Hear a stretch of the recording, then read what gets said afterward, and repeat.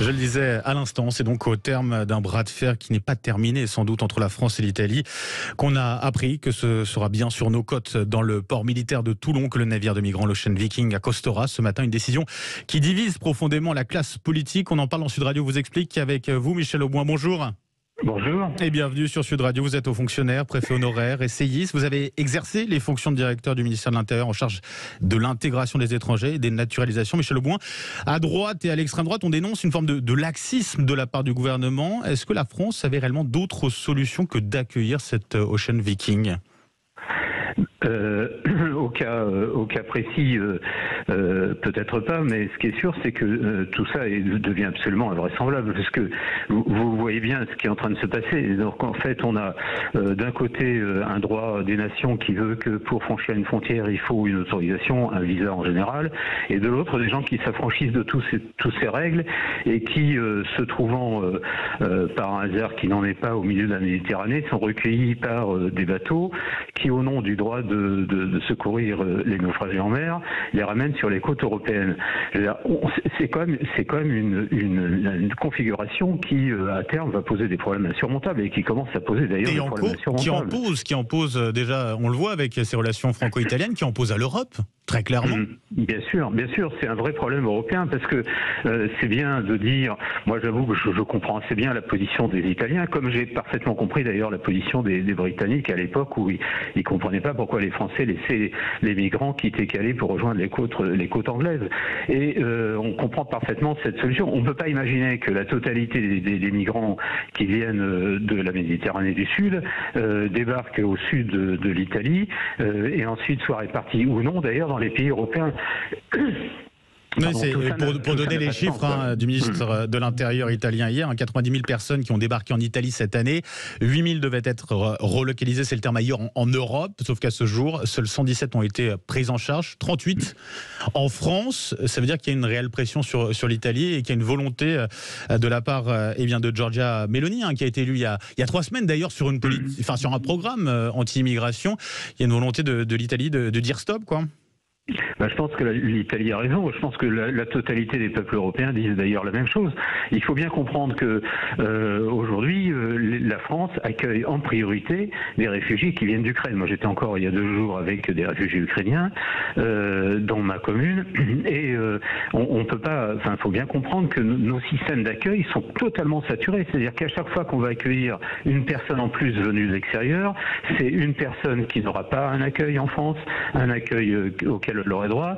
Si on accueille un mineur de plus qu'on place dans un foyer d'hébergement tenu par les départements, c'est un mineur de plus qui ne sera pas accueilli venant d'une famille française. Et donc à un moment, c'est intolérable.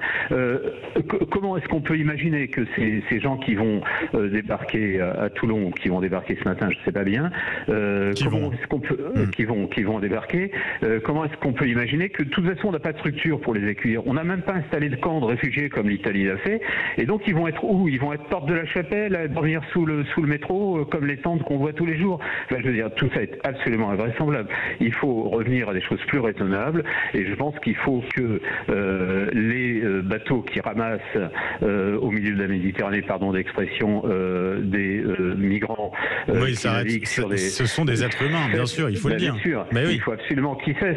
Et puis, s'ils ne cessent pas, ils doivent le faire dans un cadre défini par l'Europe, avec des règles claires. Mais alors, que fait-on justement de ces hommes, de ces femmes, de ces enfants qui se retrouvent en perdition au milieu de la Méditerranée à ce moment-là ? S'ils sont vraiment en perdition au milieu de la Méditerranée, il est évident que le droit maritime s'applique et que la France doit les récupérer. Mais je pense que c'est aux institutions nationales et européennes de le faire, avec les marines nationales, et pas à des groupes dont on ne sait pas très bien quels sont leurs buts, leurs objectifs. Quel est l'intérêt? Qui finance Ocean Viking et les autres SOS Méditerranée? Pourquoi font-ils cela? À qui ça sert au bout du compte toute cette affaire? Et est-ce que c'est pas plutôt nos système de garde-côtes qui devrait être renforcé, qui permettrait de récupérer des gens qui sont en mer et éventuellement, pardon de le dire, parce que c'est quand même la position du gouvernement et on peut que l'encourager à ce titre, de les ramener dans leur pays d'origine. Parce que je suis absolument désolé. Mais alors les pays d'origine, ça va être compliqué parce que vous avez vu les nationalités en l'occurrence présentes dans l'Ocean Viking, nationalités très, très différentes.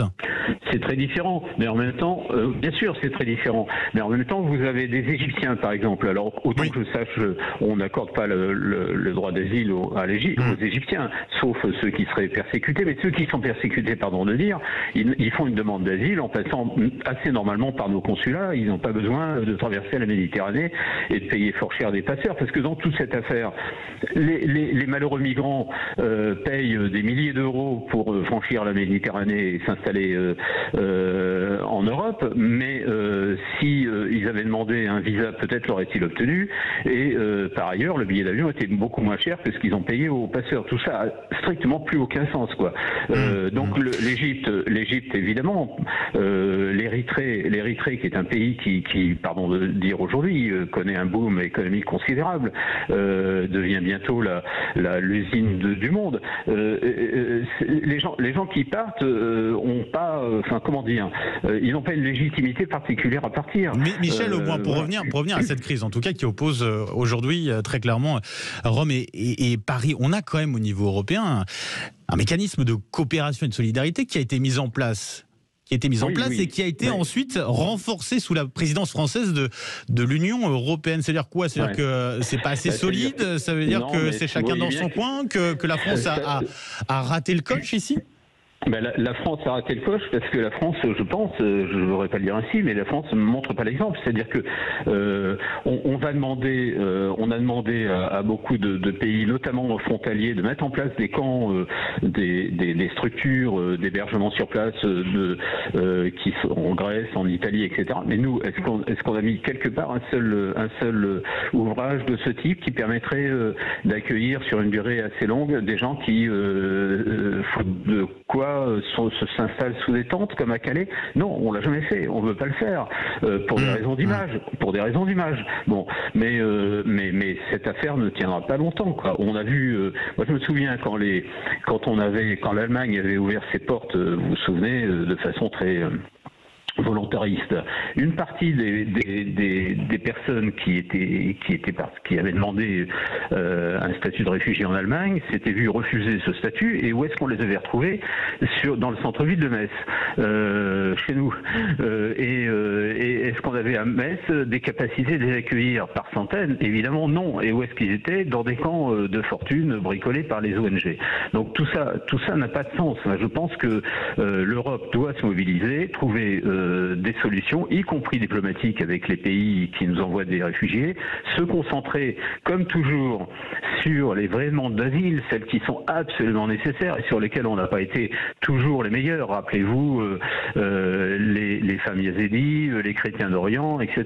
On n'a pas toujours été les meilleurs. Et sans doute aujourd'hui, dans notre univers, les gens mériteraient d'être accueillis en Europe qui ne le sont pas. Et par ailleurs, s'il s'agit de l'immigration de travail, pardon de le dire, c'est pas du tout sûr que les profils qui arrivent complètement par hasard à travers la Méditerranée correspondent bien aux métiers qu'on pourrait leur proposer.